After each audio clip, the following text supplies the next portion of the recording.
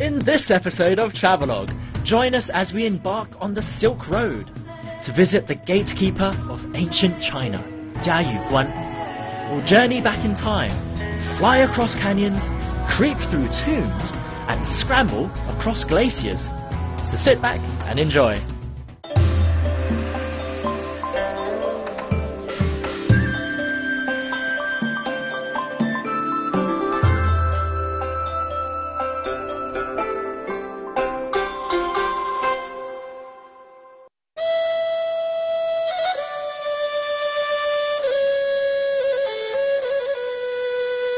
Everybody knows the Silk Road, and hundreds of years ago, when you came here, you'd have to pass through Jiayiguan. This was the most strategic location in the Hexi corridor, between two mountains, the narrowest point. This was the chokehold. But this place was not just a fortress in the middle of nowhere, and I'll show you today, because in this episode, you can find some of the best wine here.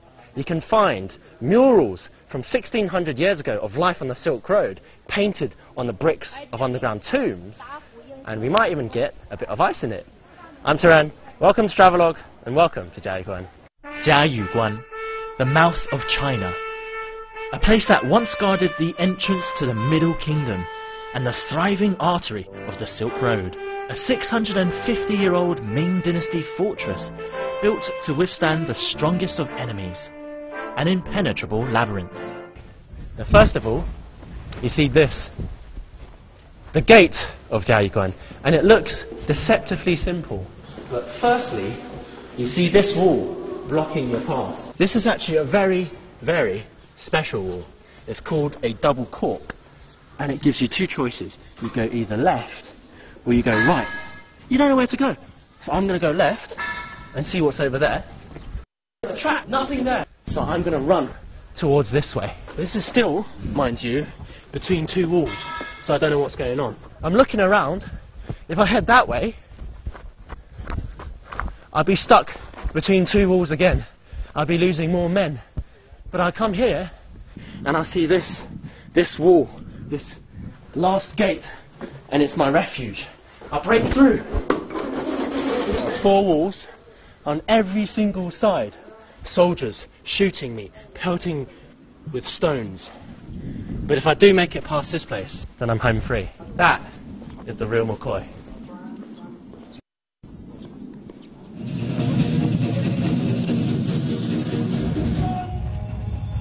Since its creation, Jiayiguan has never been defeated. It was built to defend China from Tamerlane the Great. Fortunately, Tamerlane never made it. And today, Jiayiguan is the best preserved military building on the Great Wall. It's mind-blowing to think that centuries ago, the Silk Road passed through here. And through this gate, caravans would travel for months on end, across mountains and deserts, to reach Constantinople, and from there, Rome. Nowadays, the Jiayiguan airport is only 6 kilometers away from the fortress, making it a lot easier to reach this part of Gansu province, here in western China. 8 kilometers from Jiayiguan fortress, the Great Wall abruptly ends. This is the first tower of the Great Wall, built 500 years ago above this imposing canyon. It's a great place to look out for enemies and for turning your legs into jelly. Deep breath. In and out. Okay. I'll tell you what, this is not my favourite spot right now, but it's good for you. You can see the massive, quite beautiful snowy mountain range behind me. That's the Qilian mountain range. Over there is the Black mountain range, so we're in the middle of these two massive ranges at the mouth of the Hexi corridor. Right below me is the Taolai River Canyon, so it's no wonder that the watchtower behind you was built at this point, because it's basically impossible to pass this place, and I really don't want to stick around.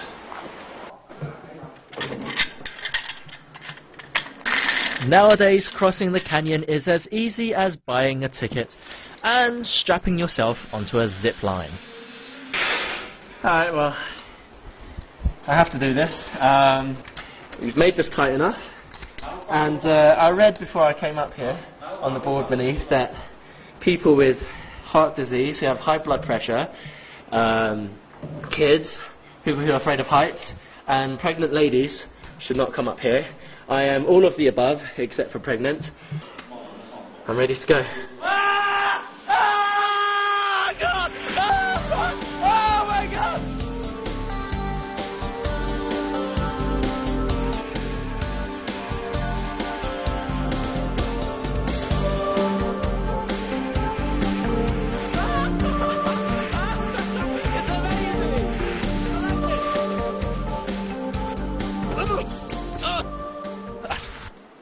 Coming up next, we'll head underground to get an intimate look at the lives of Silk Road residents, go hunting for elusive rock carvings, and witness the results of Jiayuguan's ethnic potpourri. We're here to visit a hidden gem, just 20 kilometers east of Jiayuguan city. Here's a clue: you won't find it above ground.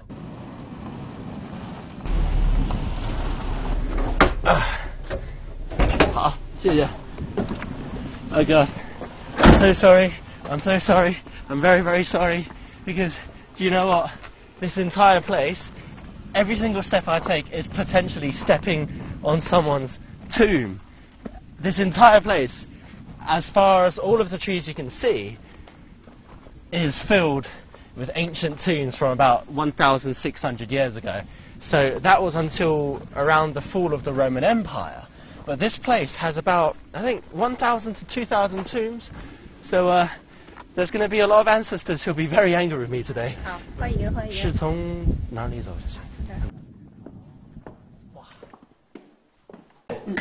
Welcome to the Wei and Jin tombs, a burial ground for people from the early Silk Road, as far back as the 5th century AD. Oh, wow. 这个墓葬呢，它是一个夫妻合葬墓。我们可以看一下它的这个结构非常的神奇。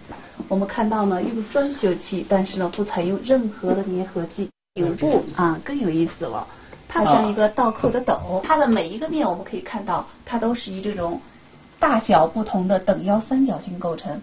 它是利用力学相互挤压的原理呢堆砌而成的。经过精确的计算，我们在正中可以看到呢，最后一块方砖手顶。现在能盖成这样吗？盖不上。我们的5号墓在1982年整体搬迁到甘肃省博物馆，没有复原起来。看一下这个杀牛的更加独特了这个牛画的非常生动，我们可以看到这头牛四足痉挛，挣扎着不肯向前，它的眼睛瞪得通红，背部高高的弓起，它把这个牛恐惧害怕的样子呢表现得非常好。对，能把这个表情在这么几个线就能画出来他们当时都是会请最好的那些画家来给他们做吗？这些画工呢，应该都是当地的一些民间的画工，他们对这些生活呢非常的熟悉。我们在这儿看到好多屠宰的，杀完了呢，中式我们就可以看到他们呢就进一步加工，要来吃饭了。我们来看一下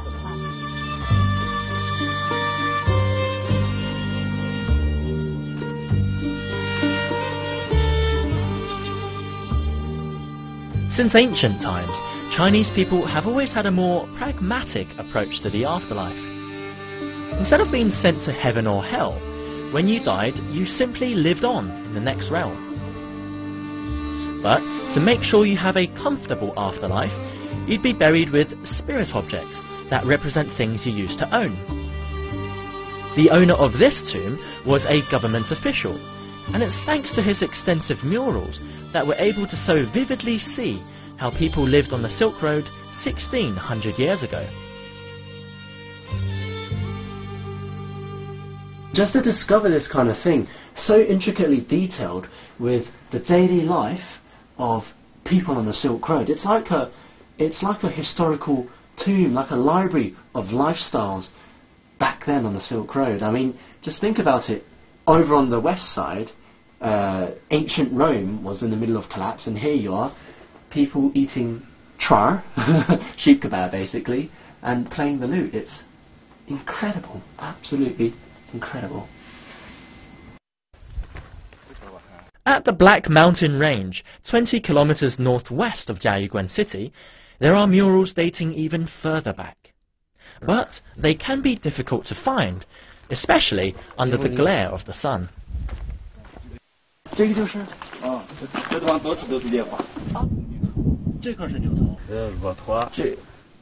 It's primitive, but if you look closely, you'll spot animals.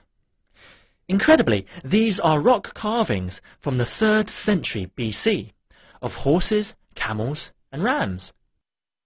But even from 2,300 years ago, you could still have normal people drawing such majestic lines for these animals. But I'll tell you one thing, if it weren't for the guy that brought me here, normal tourists wouldn't be able to find this place.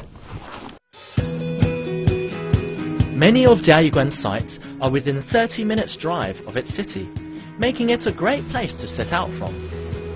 It's where you'll find all the hotels, and it's a great place to stock up on supplies, since Jiayuguan's climate can vary from hot and dry in the desert to bitingly cold in the mountains.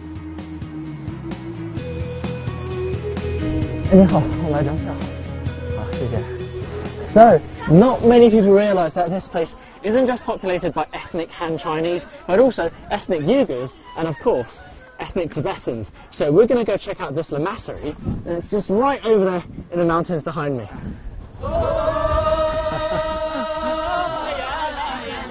But first, some Tibetan hospitality.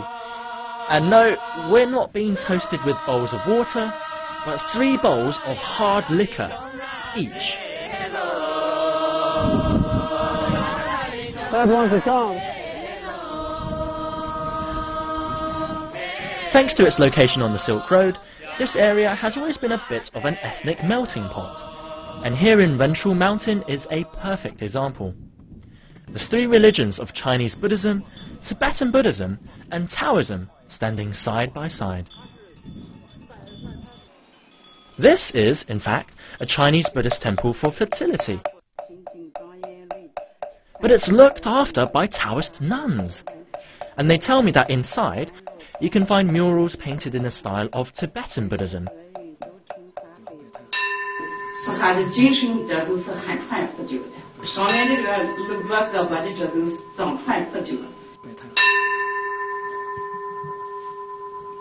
I'm only guessing here, but I think one of the reasons why they can allow Tibetan Buddhism with traditional Chinese Buddhism here is probably because of this place's history on the Silk Road, where religions and ideas always mixed and coexisted together.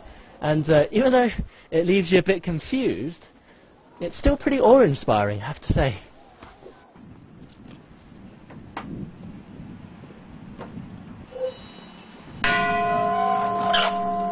Next door is a Tibetan Buddhist temple.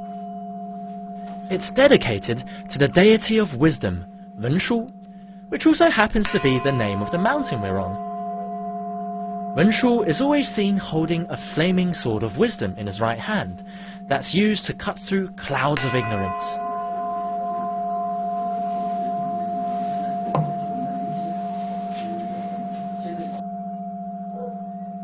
Another main reasons that people come here is to visit the High Lama of this place. Of all of the lamas in Tibetan Buddhism, he has been reincarnated the most times, 17 times actually.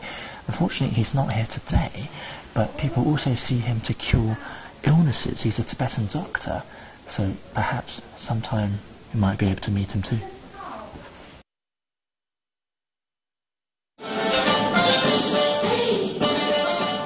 Time for some entertainment.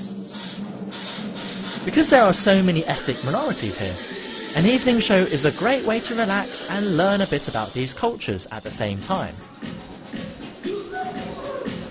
I'm also excited to meet Uyghur people for the first time. They share the same ancestors as the Uyghurs of Xinjiang, but instead of following Islam, they believe in Tibetan Buddhism, just like the ethnic Mongols. It's all a bit confusing, but it just goes to show how diverse China's ethnic minorities really are.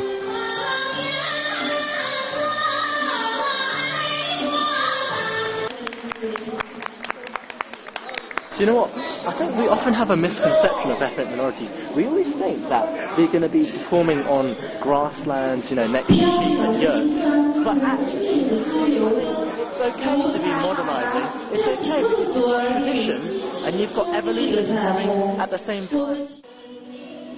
Tibetans and Uyghurs singing the same song. Now that's something you don't see every day.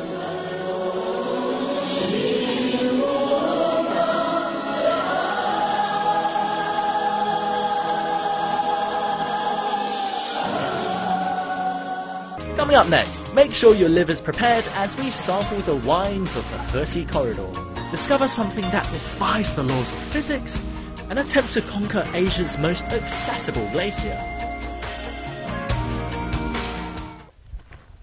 About 20 minutes drive from Jiayiguan is the prefecture of Jiuquan. Its name literally means wine spring and comes from a legendary tale. Around 2,000 years ago, that's before the birth of Christ of course, there was a very, very big battle and one of China's most famous generals fought the Huns, a battle which of course he won, and to celebrate they gave him some wine, but he wanted to celebrate with all of his troops, and because his wine wasn't enough, he poured it into the spring for everyone to share. But most importantly, that battle opened up the way for the Silk Road, and of course got everyone royally smashed.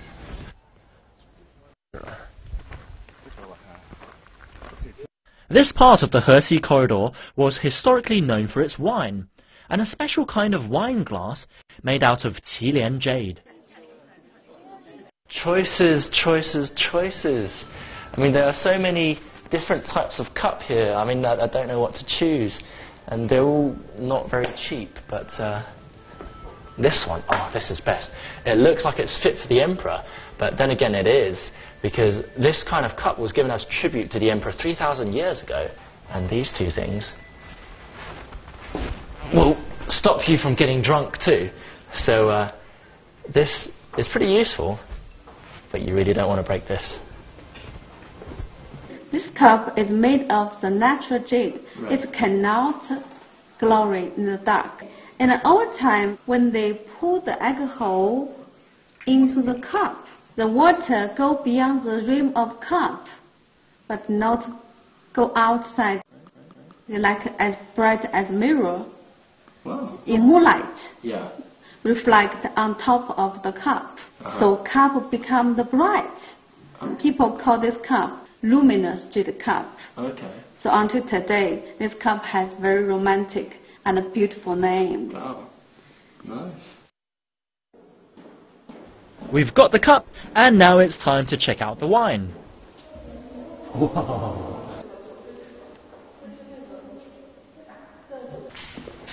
Well, it's certainly a little bit nippy in here, but then again, it's what you need to look after 21,000 of these barrels of red wine, according to my guide. I mean, this place is actually the same size as 2 football pitches, so if I were a footballer, there'd be quite a lot of running around to get all of the red wine I need. I was pleasantly surprised to find that many of the barrels here have already been reserved by patrons. A great gift for a special occasion. But first, we've got to do a quality check. So, let me try to find this on the guide. The Zhixian Reserve Cab Sauv Dry Red from 2007. Oh, that's going to be good. 看着这个我很想喝。酒的颜色主要是红宝石的颜色，它的澄清度还行，看起来比较透亮的，挂杯度比较好，就说明这个酒的单宁含量比较适口的那种。Oh, that's absolutely gorgeous. Got an aroma of oak. There's a bit of berry in there, some chocolate, lots of tannins. Actually, I just read it off the book, but even so, you know, I was very surprised to find wine of this quality here. But then again, latitude-wise, this place is at 39.6 degrees, which places it very close to Bordeaux in France, which is at 41 degrees. So it's no wonder you get such good quality wine. Cheers. Absolutely gorgeous. I could get drunk off the vapours.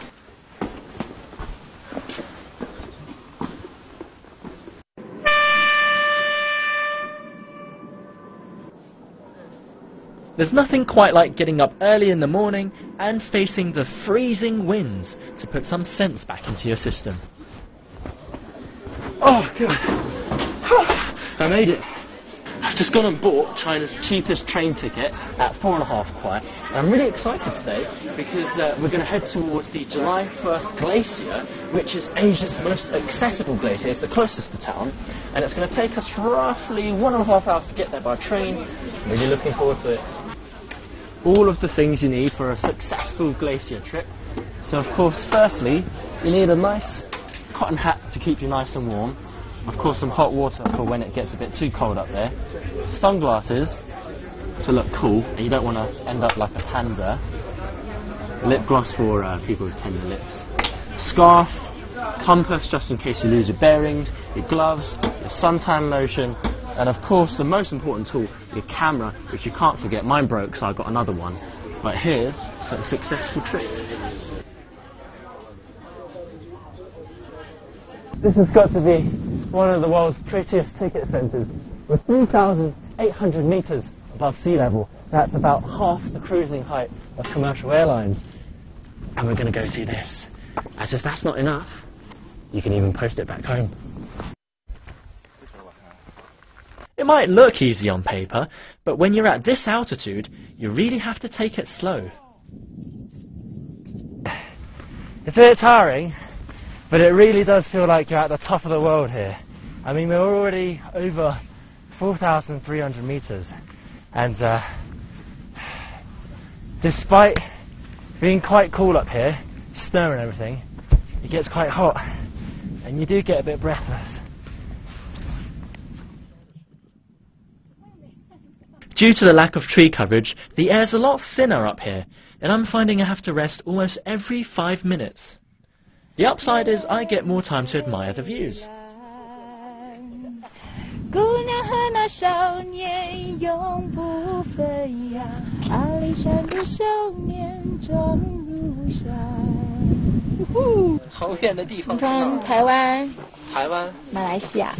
Yeah, we have high mountain, but we don't have snow in Malaysia. So how do you feel? How did you feel when you were climbing up this place?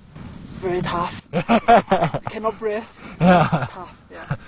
The view is really amazing. This is the first time I saw this. Although we spent like 2 hours to climb, and it's really very good memories. For today, it's really great. So. And just like that, we arrived at the top. 2 hours of altitude-induced headaches instantly disappeared the moment I saw this glacier. It's hard to imagine that only a couple of hours ago we were still driving around in the Gobi Desert. And now here we are, walking alongside Asia's most accessible glacier.